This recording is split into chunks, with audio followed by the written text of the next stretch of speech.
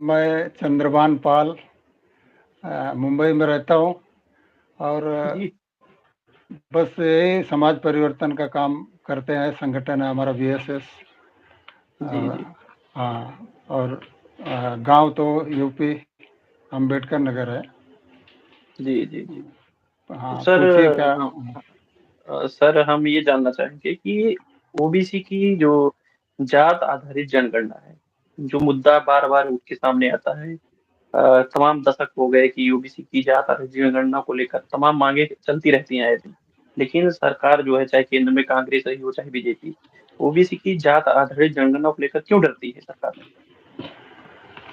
देखिए, ये विचारधारा की लड़ाई है और ये बहुत पुरानी लड़ाई है। ये जाति आधारित जनगणना इसलिए नहीं हो पा रही है, और एससी एसटी की होती है लेकिन ओबीसी की नहीं होती है। तो और ये बहुत दिन से इसकी लड़ाई चल रही है, बहुत ज़्यादा आंदोलन हुए, सब हुए, लेकिन कांग्रेस कांग्रेस सरकार थी तब भी नहीं हुआ। भाजपा सरकार है अभी, तो भी वो तैयार नहीं है। तो इसके पीछे कौन सी मानसिकता काम कर रही है, हमको इसका अ, अध्ययन करना पड़ेगा। इनकी जो मानसिकता है वो वर्ण व्यवस्था वाली मानसिकता है। ब्राह्मण, क्षत्रिय, वैश्य, शूद्र। आप लोगों ने अभी देखा, रामचरितमानस वाला प्रकरण उठा था। जी तो जी जी ये सारे के सारे, ज्यादातर किसी भी पार्टी को, ब्राह्मण वर्ग जो है, ये कहने लगा रामचरितमानस हमारा धर्म ग्रंथ है, इस पे उंगली उठा रहे हो और ये गलत है। तो वो उनका धर्म है, वर्ण व्यवस्था उनका धर्म है। रामचरितमानस को वो धर्म समझते हैं, उसके निर्देशों का वो अक्षर से पालन करते हैं। और उसमें सब जो निर्देश है उनके मनुस्मृति में, पुराण में, वेद में, रामायण महाभारत, हर जगह उनको यही निर्देश है। और उनको जी यही निर्देश है कि शूद्रों को शिक्षा, संपत्ति, शस्त्र, सम्मान का अधिकार नहीं है। और वो जी ऐसा नहीं समझते हैं कि आज आज लोकतंत्र है या इसमें सबको बराबरी का अधिकार है। हमारे संविधान में समता, स्वतंत्रता, बंधुत्व और न्याय जैसे मानवीय मूल्य को स्थापित करने का निर्देश है। सबके साथ न्याय होना चाहिए, ऐसा नहीं है। वो वर्ण व्यवस्था के हिसाब से ही सोचते हैं। और वर्ण व्यवस्था में मैं थोड़ा बताऊंगा, रामचरितमानस में वर्ण व्यवस्था ये मानते हैं। अभी जब पूछा, अखिलेश यादव जी ने पूछा जो कि योगी जी से कि हम योगी शूद्र जी हैं कि से कि नहीं। शूद्र क्या है। तो उन्होंने हम्म, क्या कहा, शूद्र श्रमिक वर्ग को कहते हैं। यानी वो छिपाना चाहते हैं। ब्राह्मण शान से कह सकता है कि मैं ब्राह्मण ब्राह्मण हूँ, क्षत्रिय शान से कह सकता है, वैश्य कह सकता है। लेकिन शूद्र को ये छिपाना चाहते हैं, क्योंकि उसको हिंदू फोल्ड में लेके आ गए, उसको हिंदू बना दिया है। ये लोग क्षत्रिय पे, ब्राह्मण होने पे गर्व करेंगे, क्षत्रिय होने पे गर्व करेंगे, वैश्य होने पे गर्व करेंगे, लेकिन शूद्र जो है वो हिंदू होने पे गर्व करे। और इसी इसी वजह से वो हिंदू होने पे गर्व करता है। और इसीलिए उस और वो शूद्र समझते हैं, वो उसको शूद्र समझते हैं। वो उसी शूद्र की मानसिकता से ग्रस्त होके ही उसके साथ में गांव से लेके राजनीति, समाज, हर जगह उनका व्यवहार वही रहता है, शूद्र समझ के ही सर, व्यवहार। सर क्वेश्चन ये था कि लेकिन जो ये धर्म की चाशनी है या हिंदुत्ववाद की जो चाशनी है, इसमें तो ओबीसी एससी के ही जो कम्युनिटी के लोग हैं यही डूबे हुए हैं। तो इनको यहाँ से निकाला कैसे जाए, माइनस कैसे किया जाए? क्योंकि बीजेपी का प्लस पॉइंट या आरएसएस का जो प्लस पॉइंट है, अगर देखा जाए तो ओबीसी जो कम्युनिटी है सबसे ज्यादा वही है, उनको मदद करती है। हाँ, ये सही है। तो ये दिक्कत ये है कि इन्होंने, जो हमारे जगाने वाले महापुरुष थे, ब्राह्मणवादी जो विचारधारा है उसके खिलाफ, जो विषमतावादी विचारधारा, गैर बराबरी की विचारधारा है, तो उससे हम लगातार लड़ाई चली आ रही है हमारे समतावादी महापुरुषों की। चाहे वो ज्योतिबा फुले हो, साहू महाराज हो, बाबा साहब अम्बेडकर हो, या रामास्वामी पेरियार हो, अपने यहाँ भी बहुत सारे महापुरुष हुए। वो हमेशा हमेशा लड़ाई लड़ते आए, लेकिन हमारा समाज हमारा समाज एक अरे फोन आ गया, ये कट भी नहीं रहा। जी, जी। तो बोलिए, बोलिए आप। हाँ, तो ये हमारे महापुरुषों की विचारधारा को ऐसा इन लोगों ने कर दिया कि हमारे लोगों तक पहुंचे ही नहीं, क्योंकि पहले पहले संचार माध्यम नहीं था, पेपर नहीं थे हमारे पास बहुत सारे साधन की कमी जी, थी, जी। और इसलिए हमारे महापुरुषों की विचारधारा हमारे लोगों तक पहुंची ही नहीं, वो समझ ही नहीं देखा पाए गया वो। है देखा गया जो अभी तक जो राजनीति रही हो या सामाजिक, उसमें जो महापुरुष हुए उनको जातीय, जो ओबीसी के महापुरुष हुए या इस शेड्यूल कास्ट के जो महापुरुष हुए जिनको माना जाता है बहुजन महापुरुष, उनको हम्म। जातियों का महापुरुष बना दिया गया है। इस पे हाँ, थोड़ा प्रकाश डालिए सर। वो तो उनकी साजिश रहती है, वो षड्यंत्र करते रहते हैं, हमेशा षड्यंत्र करते रहते हैं। वो वो हमारे हमारे महापुरुषों को दलित महापुरुष बता देंगे, पिछड़ा महापुरुष बता देंगे, किसी जाति का महापुरुष बता देंगे कि ये इस जाति के है। लेकिन उनके जितने भी रहते हैं, जितने भी नेता रहते हैं, जितने भी महापुरुष रहते हैं, वो राष्ट्रीय हो जाते हैं, नेशनल बना जैसे कि देते हैं। उदाहरण के तौर पे मायावती जी, और अगर देखा जाए तो वो जातीय नेता हैं, अखिलेश यादव अहिरो के नेता हैं, लालू हाँ, यादव अहिरो के नेता हैं, लेकिन अटल बिहारी वहीं पर देश के नेता होते हैं, या मोदी जी ही हो गए वो देश के नेता हैं, हाँ, राहुल गांधी देश के नेता। हमारे हाँ, नेता जात के नेता, उनके नेता देश के नेता हाँ, हाँ, होते हैं। हाँ, तो वो उनको मतलब अ, सीमित दायरे में रखना है ना उनको, पूरे देश के स्तर पे ना, ना बहुजनों की पार्टियों को फैलने देना है, ना बहुजनों के लीडरों को फैलने देना है पूरे राष्ट्रीय स्तर पर, ना उनके महापुरुषों की विचारधारा को फैलने देना है। तो ये हमेशा वो करते रहते हैं, और वो उनका काम है, और वो करेंगे ही। लेकिन हमको अपने काम पे ध्यान देना है, हमारे हमारे लोगों को बताना पड़ेगा कि ये जाति आधारित जनगणना, इसका हिस्ट्री अगर आप देखने जाएंगे तो महात्मा ज्योतिबा फुले के ज़माने में ब्राह्मणों ने सबसे पहले आरक्षण मांगा था अंग्रेज़ों से, कि बड़ी बड़ी ऊंची ऊंची नौकरियों में सिर्फ अंग्रेज आते हैं, और हमारे लोगों को मिलता नहीं, तो हिंदू के नाम पे आरक्षण मांगा था ब्राह्मणों ने। तो उस पर महात्मा ज्योतिबा फुले ने अपनी प्रतिक्रिया देते हुए कहा था कि हिंदू के नाम पे अगर आरक्षण मिलेगा तो पूरा का पूरा ब्राह्मण ही लेके चले जाएंगे। तो इस तरह से अब ये सभी जातियों की गिनती होनी चाहिए, और वो गिनती के बाद में जितनी संख्या है ब्राह्मणों की, 3% है, 4% जो कुछ भी है, उतना उनको आरक्षण देके बाकी सबको, बाकी पूरी सीटें सुरक्षित आरक्षित कर दिया सबके लिए। उनको एक फोल्ड में देखिए, रखना चाहते थे। आप लोग जब ऐसी मांगे करते हैं, जब आप कुरीतियों के बारे में विरोध करते हैं या पाखंडवाद का विरोध करते हैं, या इतिहास में जो बहुजन महापुरुषों के साथ घोटाला हुआ है, या जो हमारे इस देश में अगर कोई घोटाला हुआ है तो इतिहास का घोटाला हुआ है, जिसमें बहुजन महापुरुषों को गायब कर दिया गया है, देखा जाए तो। वो तो बहुत सारे स्कॉलर्स आ रहे हैं, जो रिसर्च हो रहा है, जिससे बहुत सारे महापुरुषों की बारे में पता चल रहा है, समाज जागृत हो रहा है। लेकिन आप जैसे लोग पाखंडवाद, अंधविश्वास, इसका विरोध करते हैं, तो आपको धर्मद्रोही, देशद्रोही, टुकड़े टुकड़े गए, बाहर से फंडिंग मिल रही है, ऐसा आरोप लगता है। हाँ, वो तो करेंगे ही ना, उनका तो काम ही है। टुकड़े टुकड़े गैंग, टुकड़े टुकड़े गैंग कौन है? कौन समाज को टुकड़े टुकड़े में बांटा है? ये अपने लोगों को समझना चाहिए ना। पहले वर्ण में बांटा, फिर जाति में बांटा, 6,743 जातियों में बांटा, कितना टुकड़ा करोगे? वो तो बाबा साहब ने SC ST OBC के हिसाब से कैटेगराइज कर दिया। थोड़ा मतलब जो अछूत थे उनको SC में रखा, जो आदिवासी थे उनको ST में रखा, और जो अछूत नहीं थे लेकिन पिछड़े थे, सामाजिक शैक्षणिक रूप से पिछड़े थे, उनको OBC में रखा। तो टुकड़े टुकड़े किया किसने समाज को? टुकड़े टुकड़े करने वाले यही है, और उसका फायदा भी उठाने वाले यही है।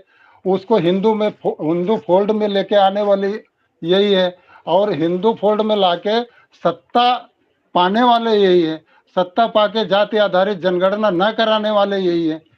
जाति आधारित जनगणना सिर्फ जाति आधारित जनगणना नहीं है, ये 1931 की जनगणना के हिसाब से 52% OBC, मंडल कमीशन की रिपोर्ट उसी के आधार पर तैयार हुई थी। देखा जाए तो अभी संख्या बढ़ गई होगी। अभी तो बढ़ी गई, वो बहुत सारी जातियों को भाजपा सरकार जब आई थी 2002 में, अटल बिहारी वाजपेयी साहब थे, बहुत सारी जातियों को उसमें और घुसेड़ दिया है, तो वो तो 55-60% तक पहुंच गए होंगे। लेकिन इनका हिस्सा कौन खा रहा है? हिस्सा कौन खा रहा है? इनको अभी 10-12% भी नहीं मिला है। और उच्च यानी ए ग्रेड की नौकरियों में तो 1-2% भी नहीं है। ये तो पूरा, तो इसमें तो सवर्णों का ही कब्जा है, खास करके तो, सवर्णों में भी कुछ जातियों को। तो समस्या यही है कि ये हमारा जो 55-60% है, 55-60% ओबीसी का हिस्सा बनता है, उसको मिलता है उच्च स्तर की नौकरी में 1-2%, बाकी 10-12% से आगे 27% आरक्षण होके भी अभी 10-12% से ज्यादा हो ही नहीं पाया कहीं भी। तो बाकी का जो बचा हुआ है 40-42%, 45%, कौन खा रहा है? यही लोग खा रहे हैं जो जाति आधारित जनगणना का विरोध कर रहे हैं, और इसीलिए जाति आधारित जनगणना नहीं करा रहे।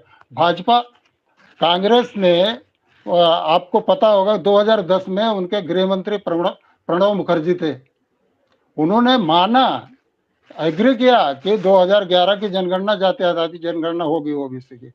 उसके बाद में जब होने लगी तो उसमें कॉलम ही नहीं था, जाति का कॉलम ही नहीं था। तो बाद में उन लोगों ने सेक नाम का सोशल इकोनॉमिक कास्ट सेंसस करके वो अलग से वो कानून बनाया और सर्वे किया, जिसकी रिपोर्ट आज तक इन लोगों ने प्रकाशित नहीं किया, चाहे वो कांग्रेस हो चाहे आज बीजेपी हो। तो ये जब जब इस हमेशा देश में सर क्वेश्चन क्वेश्चन लेते हैं, जब जब इस देश में ओबीसी की जाति आधारित जनगणना की मामला आता है, तो देखा जाता है, तो 1992 में जब मामला आया तो उस समय राम मंदिर का मामला उठाया गया, बाबरी मस्जिद का मामला उठाया गया। 2011 में जब मामला आया तो 2011 में आपने देखा होगा कि अन्ना हजारे इन लोगों को बैठा दिया गया। हाँ अभी केस में होना, एक केस में होने वाला था, तो बहुत सारे षड्यंत्र ऐसे किए गए जिससे लोगों का ध्यान भटकाया गया। तो ओबीसी तो के, हम्म, क्या ओबीसी की जनगणना ही मनुवाद का खात्मा का असल कारण बनेगा?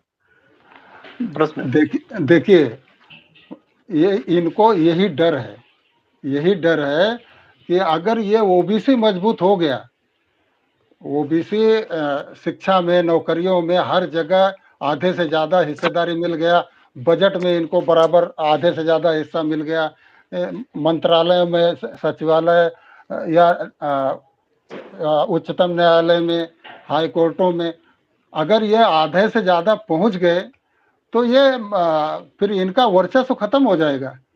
ये जो ब्राह्मणवादी वर्चस्व है ये पूरे देश में खत्म हो जाएगा, और इसी को डर रहे, ये वर्चस्व बनाए रखना चाहते हैं। भले ही ओबीसी जो पिछड़ रहा है और पिछड़ जाए, और उनका जीवन स्तर और नीचे चला जाए, उनके बच्चे न पढ़ पाए, वो 5 किलो राशन के लिए मजबूर हो जाए, लेकिन ये ऊपर नहीं उठना चाहिए, ऐसी इनकी मेंटेलिटी है, क्योंकि ये इनको शूद्र समझते हैं।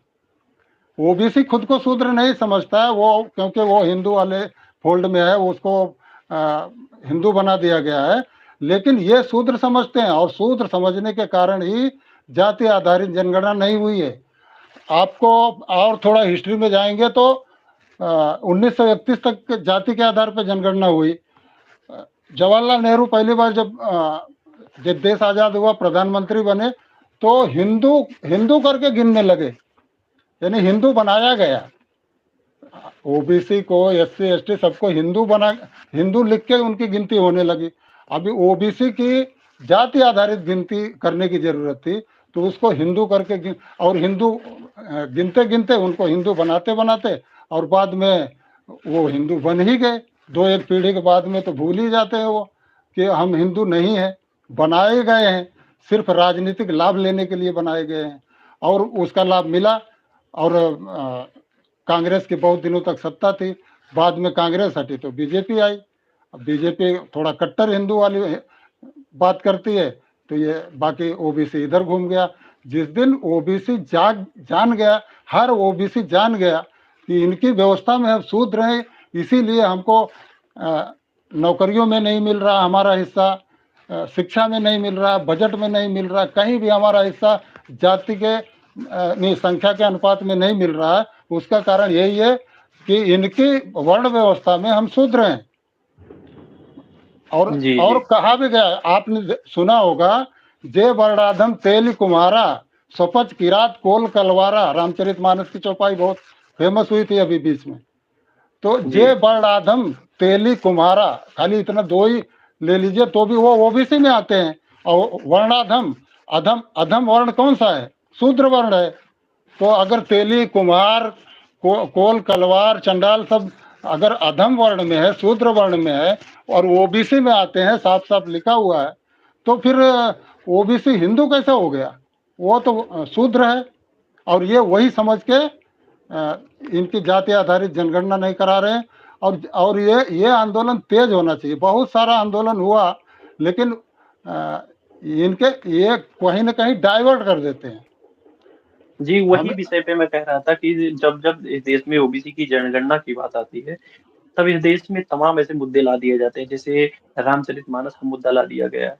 बहुत सारे ऐसे मुद्दे उठा दिए जाते हैं, जिससे जो समाज है वो जागृत होता रहता है, तो मुद्दे को धर्म की तरफ डाइवर्ट कर दिया जाता है। तो ये सब चीज़ें देखने लायक है, तो इसको समझ को ये एक लास्ट सर मैसेज दे दीजिए कि कैसे इसको बचे।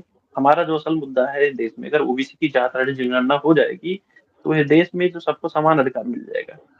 देखिए, इसके लिए गांव गांव में जब तक इनके निर्देश पे इनके भगवान देवी देवता को मानते रहेंगे, जब तक इनसे पूजा कथा और ये सब कराते रहेंगे, जब तक इनके प्रवचन सुनते रहेंगे, इनके तीर्थ स्थलों पे जाते रहेंगे, तब तक हिंदू बने रहेंगे। हिंदू बने रहेंगे तो कोई अधिकार नहीं मिलने वाला है। जब तक ओबीसी नहीं बनेंगे और जब तक ये महसूस नहीं करेंगे कि हिंदू में 4 वर्ण है, उसमें हम शूद्र हैं, और शूद्र हैं, वो हीन भावना से ग्रसित होने की जरूरत नहीं है। हम मेहनत कश वर्ग के हैं, हमारे बाप लेकिन दादाओं ने सर मेहनत सर किया एक है। क्वेश्चन आता है सर, मामला ये है ना कि जैसे जो आप वर्ण व्यवस्था की बात कर रहे हैं, जैसे ओबीसी में ही कर्मिक असमानता पैदा कर दिया गया। एक जातियों को बताया गया कि तुम इनसे बड़े हो, चाहे ओबीसी में एससी में ही जातियों का ही किया गया कर्मिक असमानता। लोगों को बताया गया कि आप इनसे बड़े हैं, इनसे बड़े। वो चीजें समाज को कहीं ना कहीं अभी एक एक नहीं कर पाई है। ये समाज को डाइवर्ट करने का काम कर रही है। देखिए, वही है कि इनका एक तीन तीन सूत्री फार्मूला होता है। भक्ति मार्ग पे लेके जाएंगे, मनुस्मृति पे लेके जाएंगे, और अपने जो काल्पनिक आइकन है ना इनके, उस पे लेके जाएंगे, उसको एस्टेब्लिश करेंगे, हमारे दिमाग में भर देंगे ये राम कृष्ण और ये जितने भी उनके काल्पनिक देवी देवता हैं, वो हमारे दिमाग में भरते हैं। तो उसका विकल्प यही है कि हम अपने समाज में कोई भी कार्यक्रम शुरू करो, 2 मिनट ध्यान से शुरू करो, और अंत अंत में, कार्यक्रम के अंत में संविधान के उद्देशिका का पाठ करो, और अपने वास्तविक आइकन जो है उनकी उनके फोटो घर घर लगाओ, उनकी किताबें घर घर रखो, उनके बारे में चर्चा करो, बच्चों से चर्चा करो। जब हम उनके फोल्ड से बाहर निकल के अपने महापुरुषों वाले मार्ग पे आएंगे, उनके बताए रास्ते पे आएंगे, वैज्ञानिक दृष्टिकोण अपनाएंगे, तर्कवादी बनेंगे, तब हम समझ पाएंगे कि असली समस्या क्या है। जब तक जी, जी, उनके इशारे पर चलते रहेंगे तो वो मजबूत होते रहेंगे। जब हम अपने महापुरुषों के बताए रास्ते पे चलेंगे तो हमारा समाज मजबूत होगा। उसके बाद में जाति आधारित जनगणना इनको कराने की जरूरत नहीं, हम खुद ही करा लेंगे, खुद ही शासक वर्ग बन जाएंगे, इनके हाथ से जी, सत्ता भी चली जाएगी। इनको वोट कोई देने वाला नहीं है। जब जी, तक समाज जागरूक नहीं है, तब तक इनकी गाड़ी चल रही है, इनकी सत्ता बनी रहेगी, और ये कराएंगे नहीं। इसके लिए बहुत ही जबरदस्त आंदोलन करना पड़ेगा। जब जी, ये जी, 2024 का चुनाव है, आपको पता है कि कोरोना के बहाने, चलिए ठीक है, अब तक नहीं जनगणना करे, जनगणना ही आगे बढ़ा दे रहे हैं। ये ऐसा सोच रहे हैं कि हम फिर से ऐसा कुछ 2018 में राजनाथ सिंह ने वादा किया था कि हम ओबीसी की ज्यादा आधारित जनगणना कराएंगे, लेकिन 2019 का इलेक्शन निकल गया, अब मुकर गई बीजेपी। और ऐसा ही फिर सोच रहे हैं, फिर ये लोग आगे चल के स्टेटमेंट दे देंगे कि हम जाति आधारित जनगणना कराएंगे, जीत के आएंगे 2024, उसके बाद जाति आधारित की जनगणना कराएंगे, और वो 2024 जीत लेंगे, उसके बाद फिर मुकर जाएंगे। तो इनका चलता रहेगा।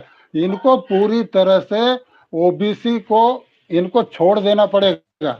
जाति आधारित जनगणना नहीं तो भाजपा को वोट नहीं, कांग्रेस को वोट नहीं, जो जाति आधारित जनगणना कराने का वादा करेगा और हमारे बहुजनों में से जो पार्टियां हैं वही कराएंगी, ये लोग नहीं कराएंगे, ये सवाल ही नहीं जी उठता। आज तक नहीं कराया, 70-75 साल हो गया नहीं कराया, तो अभी क्या कराएंगे? तो जी जी इसलिए हमको, हमारे समाज को गांव गांव में जाके अभी चल रहा है, हर पूरे देश में चल रहा है, ओबीसी की जाति आधारित जनगणना पे बहुत बहुत सारा समाज को जगाने का काम हो रहा है, समाज को एकजुट करने का काम हो रहा है, उसमें और तेजी लाने की जरूरत है। ये जाति आधारित जनगणना नहीं कराएंगे तो भी समाज जागेगा, तो इनको साइडलाइन कर देगा, इसलिए जी जन बहुत बहुत जागरण बहुत। हाँ, जी बहुत बहुत धन्यवाद सर हमसे बात करने के लिए। आपने अपना बहुमूल्य समय हमको दिया, इसके लिए बहुत बहुत